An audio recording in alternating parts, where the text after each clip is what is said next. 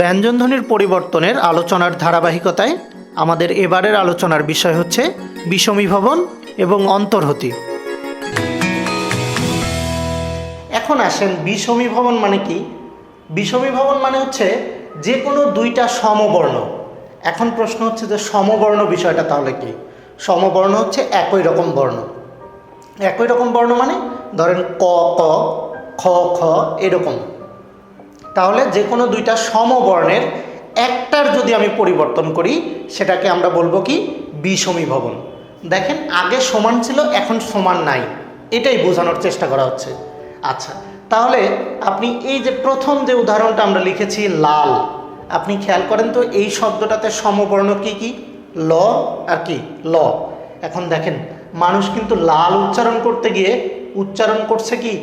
নাল। এই যে দুটো সমবর্ণের একটার পরিবর্তন করে ফেলছে, এটার নামই হচ্ছে কি? বিষমী ভবন। আচ্ছা, পরের এক্সাম্পলে যাই।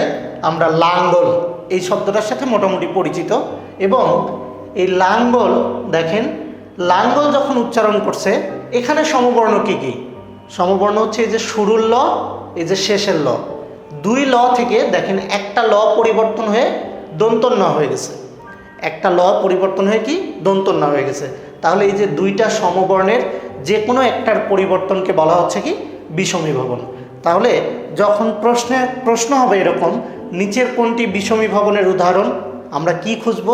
প্রথমত আমরা অপশনগুলোতে খুঁজব কোন অপশনটাতে প্রথম অংশে মানে মূল শব্দে সমবর্ণ আছে এবং সেই সমবর্ণের একটা রূপান্তরিত বা পরিবর্তিত শব্দতে এসে পরিবর্তন হয়ে গেছে। শেষের উদাহরণটা দেখি, আরমারি। মূল শব্দ কিন্তু ছিলই আরমারি। এখন দেখেন দুইটা র, এই দুটো হচ্ছে সমবর্ণ। মানুষের দেখেন আরমারি বলতে বলতে মানুষ ধ্বনির পরিবর্তন করে কি করে ফেলছে? আলমারি। এবং এটা কিন্তু বহুল প্রচলিত একটা শব্দ, আমরা সচরাচর ইউজ করি যে আলমারি। তাহলে এখানে পরিবর্তনটা কিভাবে হয়েছে খেয়াল করেন, দুইটা র ছিল, এই দুইটা র থেকে প্রথম রটা পরিবর্তন হয়ে ল হয়ে গেছে। আমি আরও একটা সহজ এক্সাম্পল দিই, শরীর। এই শব্দটার সাথে আমরা পরিচিত না? শরীর। দেখেন আমরা অধিকাংশ লোকজন কিন্তু শরীর বলি না, কি বলি? শরীর। ওইখানে দেখেন দুইটা র আছে, দুইটা রয়ের পরিবর্তে আমরা কি করতেছি? একটা র চেঞ্জ করে ল করে ফেলছি। এই যে দুইটা সমবর্ণের একটার পরিবর্তনকে বলা হচ্ছে কি? বিষমী ভবন। তাহলে বিষমী ভবন আমার মনে হয় আপনারা বুঝতে পেরেছেন। এবার আসি অন্তর্হতি। অন্তর মানে কি? অন্তর মানে হচ্ছে ভিতর, অন্তর বাহির আমরা বলি না? তাহলে অন্তর্হতি মানে কি? ভিতরে থাকা। এখন আসেন অন্তর্হতি, এই বিষয়টা হচ্ছে কি? শব্দের মধ্য থেকে কোনো একটা ব্যঞ্জনবর্ণ বাদ পড়ে গেলে তাকে বলে অন্তর্হতি। কোনো একটা ব্যঞ্জনবর্ণ বাদ পড়ে যাওয়া মানে বিষয়টা কীরকম? ধরেন একটা শব্দ, মূল শব্দ দেয়া আছে, রূপান্তরিত বা পরিবর্তিত শব্দে দেখলেন মূল শব্দ থেকে একটা ব্যঞ্জনবর্ণ হঠাৎ করে নাই, তখন সেইটা কি হবে? অন্তর্হতি। দেখেন খেয়াল করেন কীরকম, আপনার দেখেন মূল শব্দ ছিল ফাল্গুন। আমরা বিভিন্ন কথায়, গানে, সাহিত্যে ফাল্গুন থেকে ছোট করে আমরা কি ব্যবহার করি? ফাগুন। তাহলে দেখেন আমার মূল শব্দে এই যে গ, গয়ের সাথে কি ছিল?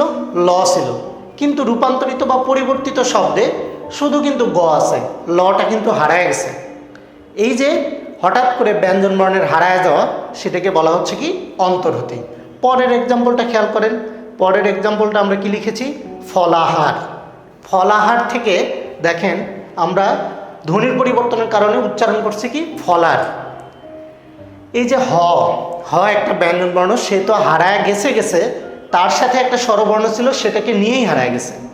তাহলে এই যে কোনো মূল শব্দে একটা ব্যঞ্জনধ্বনি বা ব্যঞ্জনবর্ণ ছিল, কিন্তু রূপান্তরিত বা পরিবর্তিত শব্দে সেই ব্যঞ্জনধ্বনিটা নাই, এই ধরনের যদি কোনো ঘটনা ঘটে ধ্বনির পরিবর্তনের ক্ষেত্রে, সেটাকে বলা হচ্ছে কি?